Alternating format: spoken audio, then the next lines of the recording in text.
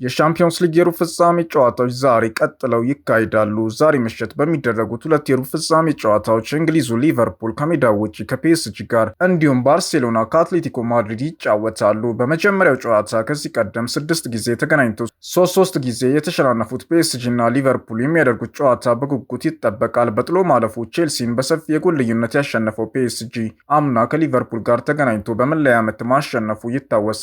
ሁለት የስፔን ክለቦችን የሚያገናኘው የሩብ ፍጻሜ ጨዋታ በባርሴሎና እና አትሌቲኮ ማድሪድ መካከል በካምፕ ኑ ይደረጋል።